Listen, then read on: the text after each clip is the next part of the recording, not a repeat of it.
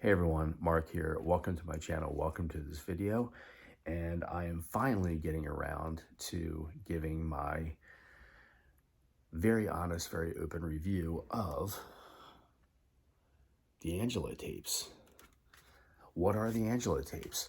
So Ed, who has a channel here on YouTube called The King's Court, the very first channel that I ever subscribed to several years back. Ed's parents, along with another couple, co-founded a fan club out of New York called The King's Court, thus the name of Ed's channel. And Ed's parents have seen Elvis, I think, well over 100 times. They've seen him at the Las Vegas Hilton.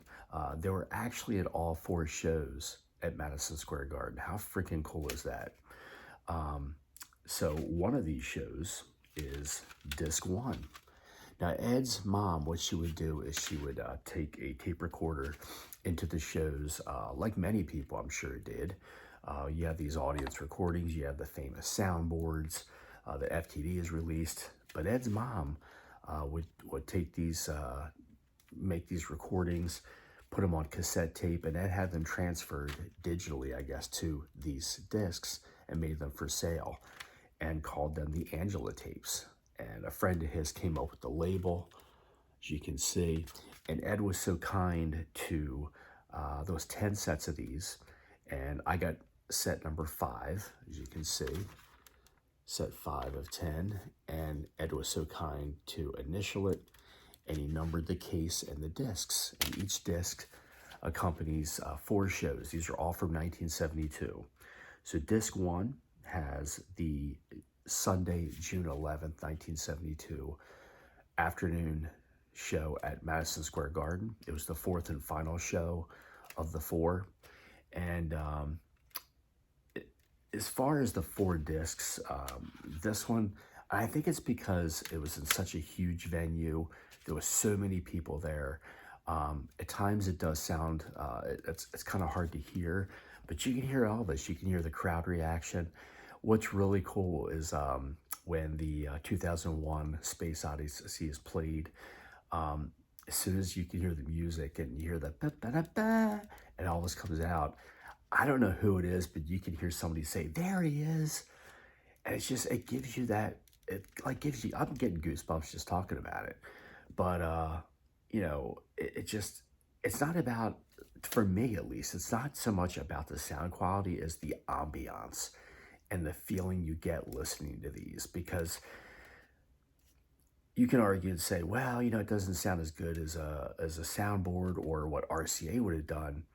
True, you don't, but you also don't get that intimate closeness of a live show and what it was very much like being there.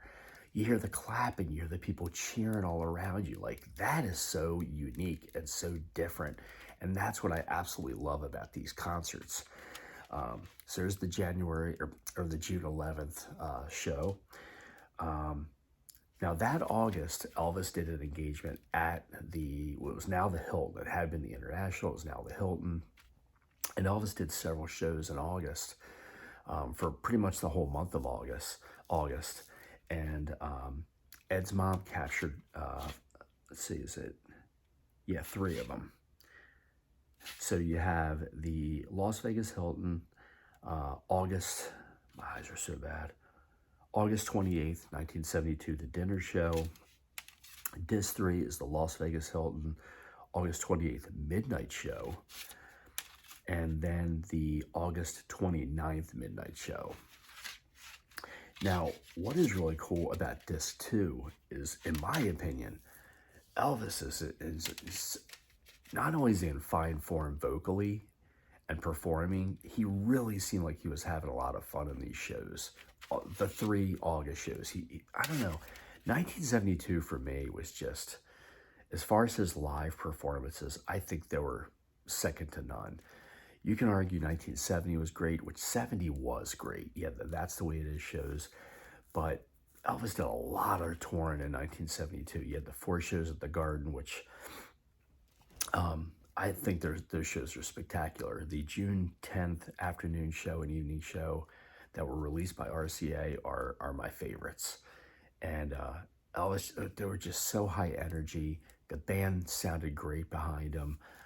You had the sweet inspirations, and I don't know, man. Like these shows in September in 1972 were just phenomenal to me. Elvis was at the top of his game, and I always thought, for the most part, in 1972, now Elvis on tour and the Madison Square Garden shows, Elvis did not interact a whole lot with the crowd.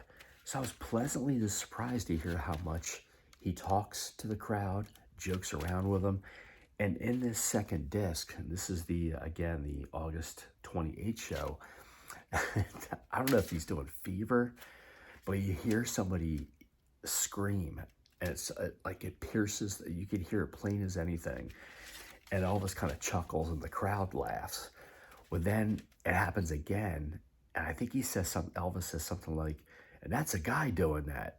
And the crowd laughs again, but like he was just having so much fun with the crowd. I mean, it's often said that, Elvis, towards his later engagements at the Hilton, he became kind of tired of it. It became routine. He didn't have the same energy. Not in these shows. I'm telling you, if you did not get one of these 10 that Ed released, you missed out. I almost missed out. Had it been another day or two, I would have missed out. Me and another person who follows my channel, I think we're the last couple to get these. And I'm so happy, and I feel so fortunate that I have these, because these are a piece of history. They're unique. You're not going to get them anywhere else. You're not going to get them through FTD. But yeah, I just think they're really, really well done. Like I said, you hear the clap in the crowd. So yeah, I'm very happy to add them to my collection. Ed, thank you so much. I got a signed note from Ed on the King's Court letterhead, which is really cool. And that's going to go in my collection. But yeah, there's my quick preview. They're all well done. So thank you for watching. Thank you for subscribing. Like this video. If you like what you see and you want to continue to see it, please consider subscribing. And until next time, we'll see you soon. Bye.